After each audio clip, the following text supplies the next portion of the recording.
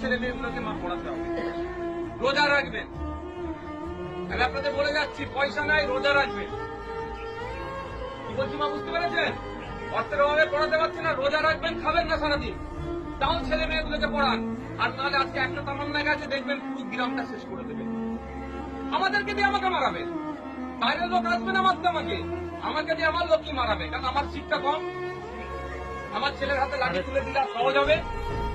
আমার দাদুরা দেখুন, আপনাদের গ্রামে দেখুন, খারাপ লাগবে, দাদুরা দেখুন কারো নেতার হয়ে লাঠিয়ালগিরি করেছে, এখন বাপেরা লাঠিয়ালগিরি করছে। তারপরে ছেলেগুলোকে আবার দেখুন এরকম বোম বাঁধার বাহিনী বানাবে, তার ছেলেকে বানাবে। আর নেতার ছেলে উনি নেতা ছিলেন এমএলএ, তার মেয়ে এমএলএ হয়ে গেল, তার ছেলে মেয়ে দেখবেন আবার ভিতরে মেলে হবে। আপনার ছেলেগুলো কোথায়? জেলে যাবে, নাহলে রাতে অন্ধকারে মশার কামড়ে খেয়ে কবরস্থানে লুকোতে যাবে, পুলিশ তারা খাটাবে। এর বাইরে কিছু আর হবে না। তাই অনুরোধ মায়েদের বলছি, রোজা রাখবেন, একবেলা খাবেন না, ছেলে মেয়েগুলোকে পড়ান, তাহলেই সমাজ পরিবর্তন হবে, তাহলেই মাথা তুলে বাঁচতে পারবেন, নাহলে কুকুর বিড়ালের মতো জীবনযাপন হবে। এর বাইরে আর কিছু হবে না, কুকুর বিড়ালের মতো জীবনযাপন হবে।